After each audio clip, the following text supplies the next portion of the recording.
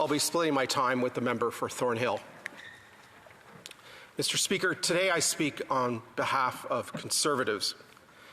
Conservatives, like everyone in this chamber, want to see an end to the conflict between Israel and Hamas. We are concerned about the loss of civilian life in Gaza, the loss of children and women and other civilians. We are equally concerned about the humanitarian crisis, about the humanitarian needs of some 2 million Palestinians living in the Gaza Strip. We are concerned about their access to food, to water, and to the other basic necessities of life. We condemn the atrocities of October 7th, 2023, atrocities committed by Hamas against some 1,200 innocent Israeli civilians.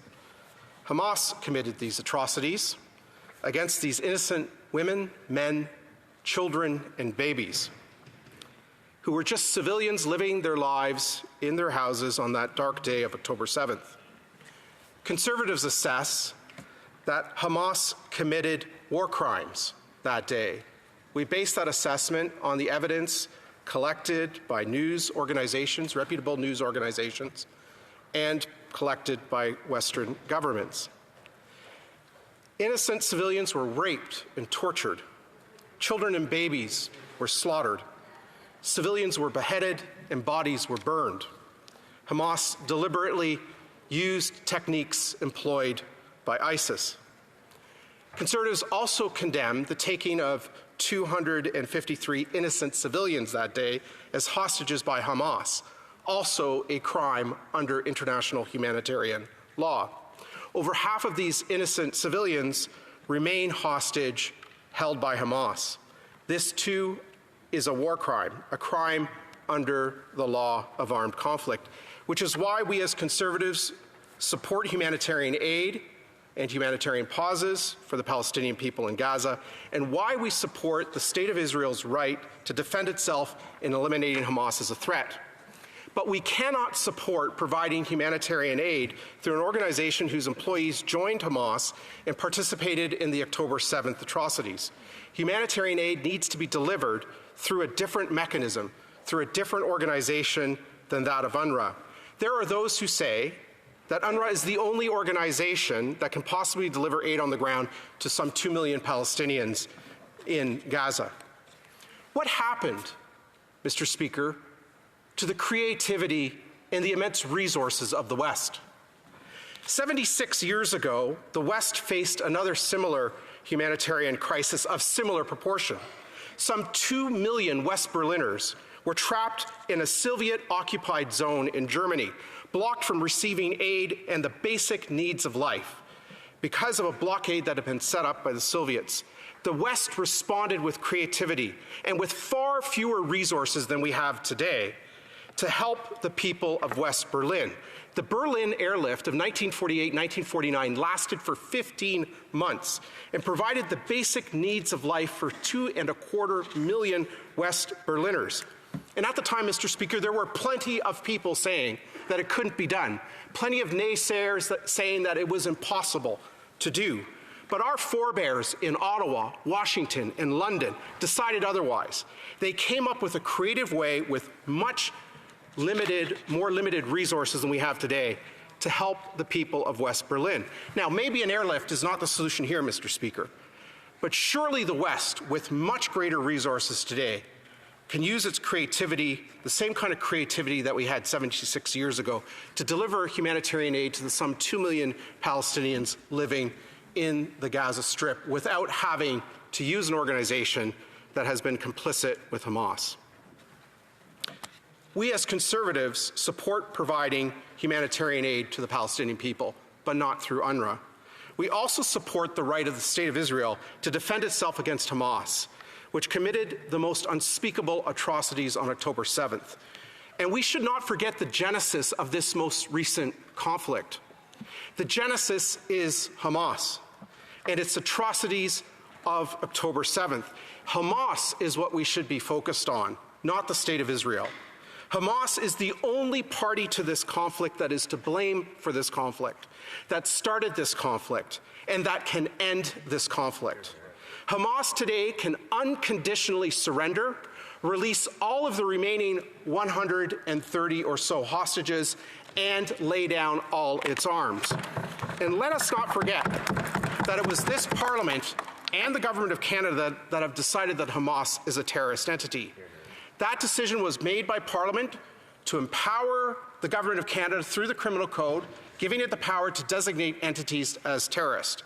The Government of Canada has taken that decision to list it as a terrorist entity, and we should not forget that that reflects the will of the Canadian people as expressed through Parliament and through the Government of Canada. Hamas is at fault for October 7th. Hamas is the one who on October 7th broke a ceasefire. Hamas is responsible for the greatest loss of Jewish civilian life since the Shoah, the Holocaust. Hamas is the reason why Israel has executed on its right under international law and its responsibility to protect its people from this horrendous threat. Conservatives support Canada's long-standing position of a two-state solution, a state of Palestine living in peace and security and prosperity next to the state of Israel. But this cannot be achieved through some sort of unilateral declaration in the House of Commons, just like we cannot declare in this House of Commons that an authoritarian state is suddenly a democracy. I would think, Mr. Speaker, that in the aftermath of the Arab Spring, in the aftermath of the Second War in Iraq, in the aftermath of what happened in Afghanistan just several years ago, that simply declaring a democracy does not result in one, and that we would understand that. Democracy is not the result of a declaration. It's the result of a long, arduous process that can take months, if not years, of negotiations for a constitution that results in democratic institutions that have popular support. It is only then that one can have a democracy, that one can have democratic elections that result in the selection of leaders who govern. Similarly, a two-state solution cannot be achieved just by a declaration. It can only be achieved through a long, arduous process that will take months, if not years, of negotiations between the two parties at hand, the State of Israel and representatives of the Palestinian people, representatives who have the popular support of the Palestinian people and who have renounced violence and terrorism and who have accepted the rules-based international order. Mr. Speaker, let me finish by saying this. Conservatives support the aspirations of the Palestinian people to have their own state, a Palestinian state that would join the community of nations around the world, allowing the Palestinian people to fulfill their hopes and dreams, a Palestinian state that would contribute to the region's peace and security, like the Hashemite Kingdom of Jordan has done, and like other states have done in the region, a Palestinian state that would give hope and opportunity and ever-increasing prosperity for the millions of Palestinians living in the region. A Palestinian state no longer ruled by Hamas and other terrorist entities that use violence as a means to an end and that have used the Palestinian people for their own enrichment, their own control, and their own ends. Conservatives support the State of Israel. Israel is the homeland of the Jewish people and has the right to defend itself and has the right to use all legal means necessary under the law of armed conflict to ensure its peace and security.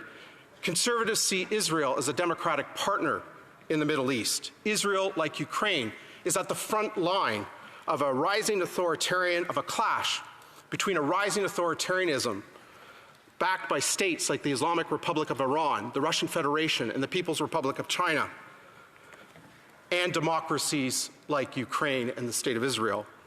In this rising clash between two very different models of governance, there is no doubt where Canada's interests and Canada's values lie. We stand with liberal democracies like Ukraine and like the State of Israel. And Mr. Speaker, for all these reasons, Conservatives will not be supporting the motion in front of the House. Questions and comments? Question commentaire, the honourable member for Edmonton Strathcona. Thank you, Mr. Speaker, and I'd like to thank my colleague for his intervention in the House today. You know, he spoke about the recognition and the value of international law, and I guess my question goes to him.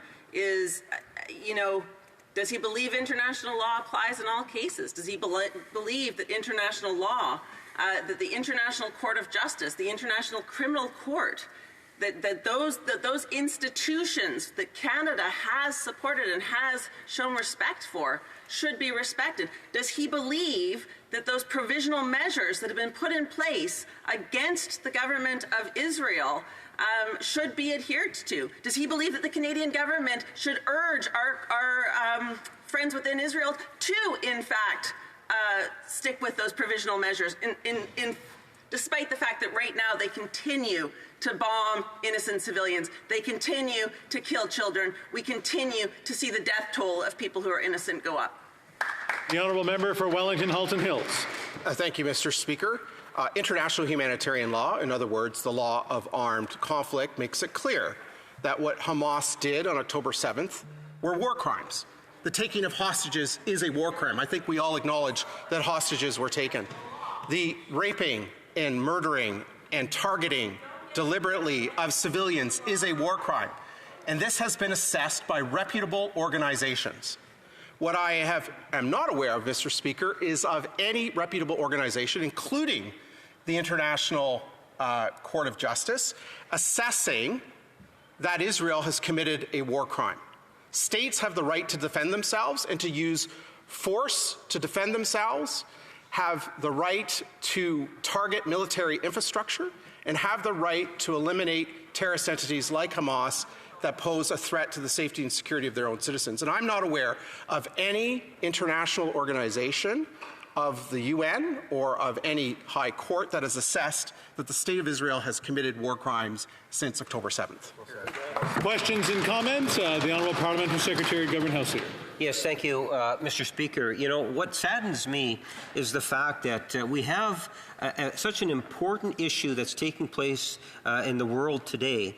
And as a group of parliamentarians, that we're having to debate a motion of this nature, when I would have rather seen that Foreign Affairs try to build some form of a consensus, and then through that consensus bring it to the floor of the House of Commons. Because I think there's a lot to be said about unity. At a time in which Canadians are looking for leadership on issues such as this that are having such a profound impact, my question to the member opposite, can he give any sort of an indication whether or not there was any dialogue between him and the New Democratic Party with respect to the motion that we have before us today? Can he give any indication on whether or not there was any form of an attempt to do something of this nature in the Standing Committee as opposed to trying to politicize the issue inside the chamber? The honourable member for Wellington Halton Hills. Well, Mr. Speaker, what I will say is that Conservatives have supported Canada's long-standing position on the State of Israel. That position calls for a negotiated settlement between the two parties, the State of Israel and the Palestinian people, that would arrive at a two-state solution. Conservatives also support a long-standing position that was held by the previous Liberal government and the previous Conservative government, a policy that was developed by Irwin Cotler, Pierre Pettigrew, and then Prime Minister Paul Martin, that said that we were not going to vote in favor of resolutions at the United Nations General Assembly that singled out the State of Israel for targeting. And so we support Canada returning to that long-standing position at the UN, where resolutions that single out the State of Israel would be voted against by Canada in order to indicate that we are not supportive of an anti-Semitic approach that we often see where the Jewish people or the State of Israel is singled out for special condemnation when there are plenty of other cases around the world which there are actual cases of human rights violations and actual cases to be condemned that go ignored.